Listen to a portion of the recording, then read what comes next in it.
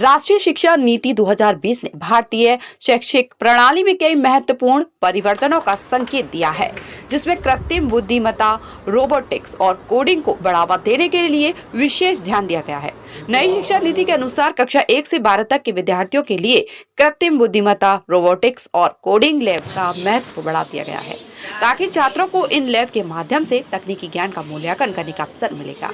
यह प्रयोगशालाएं उन्हें प्रौद्योगिकी की अनुसंधान और विकास के क्षेत्र में सक्षम बनाएंगी। इस अवसर पर अभिभावकगण ने भी प्रयोगशाला का अवलोकन किया एवं डॉक्टर गुप्ता ने भी उन्हें इससे संबंधित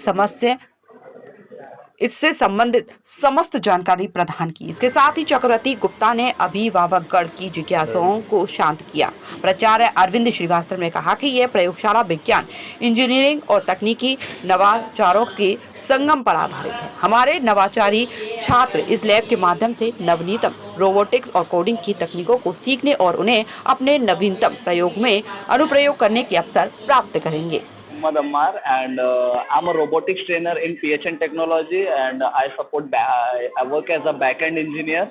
So basically, what PHN makes unique, तो हम यहाँ पे क्या करते हैं, स्कूल्स में रोबोटिक लैब सेटअप करते हैं और हमारा जो प्रायर गोल होता है, like whatever the childrens are learning today, सभी चीज़ों को प्रैक्टिकल ओरिएंटेशन के साथ करना, हैंड्स ऑन एक्सपीरियंस के साथ, लाइक वो चाहे मैथमेटिक्स हो, साइंस हो, या फिर उसके अंदर फिजिक्स, बायोलॉजी, जितनी भी चीज़ें, सो दैट हमारे जो स्टूडेंट्स हैं they can feel each and everything कि उनको एक्चुअल में पढ़ाया क्या जा रहा है, या वो मैथमेटिक्स में जो इक्वेशन पढ़ रहे हैं या फिर जो एंगल्स पढ़ रहे हैं।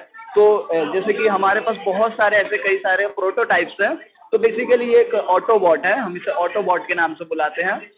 तो इसमें हमने अल्ट्रासाउंड यूज़ किया है, अल्ट्रासोनिक सेंसर जो अल्ट्रासाउंड का यूज़ करता है। तो उसके बाद ये अपने एक्शंस को परफॉर्म करता है, जैसे कि हम चलते हैं, हम अपने, आप देख पा रहे हैं, मैं अपने हाथों से इशारे कर पा रहा हूँ, गेस्चर्स बना पा रहा हूँ।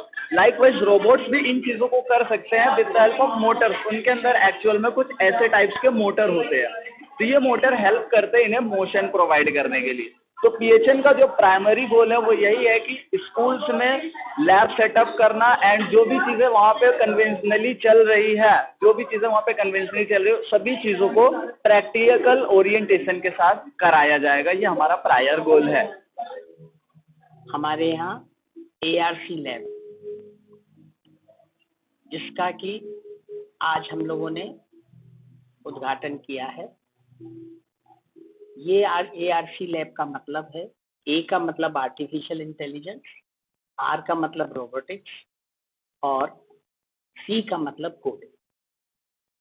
एनईपी 2020 में इसके ऊपर बहुत ज़्यादा जोर दिया गया है, क्योंकि जो आने वाले समय में आर्टिफिशियल इंटेलिजेंस की महत्ता बढ़ती चली जा रही है और सारे काम अब आर्टिफिशियल इंटेलिजेंस के द्वारा ही है। इसके फायदे ज़्यादा हैं, लेकिन कुछ नुकसान भी हैं। आर्टिफिशियल इंटेलिजेंस के द्वारा आपकी आवाज़ को बिल्कुल कॉपी कर लिया जाएगा और फिर वो आवाज़ से कुछ गलत काम भी किए जा सकते। इसी तरह से रोबोटिक्स का अब महत्व बहुत ज़्यादा बढ़ गया और कोडिंग तो अब पॉसिबल ही नहीं है कि बगैर कोडिंग के कोई काम हो सके। मुझे ये बताते हुए खुशी हो रही है कि आगरा नहीं, यूपी में ये पहली लैब है जो इतनी एडवांस्ड रूप में तैयार की गई है और इसमें कक्षा 1 से लेके 12 तक के विद्यार्थियों का रेगुलर स्कूल टाइमिंग्स में इसमें पीरियड्स रखे गए, जिससे कि बच्चों को इन तीनों विषय के बारे में प्रैक्टिकली समझाया जाए। मुझे पूरी उम्मीद है कि जिस तरह से प्रिल्यूड हर समय सबसे आगे रहता है नए चीज़ों को लाने में, इसी तरह से इस तरह की लैब बच्चों का भविष्य और बच्चों में बहुत ज़्यादा ज्ञान भी करेगी। बहुत बहुत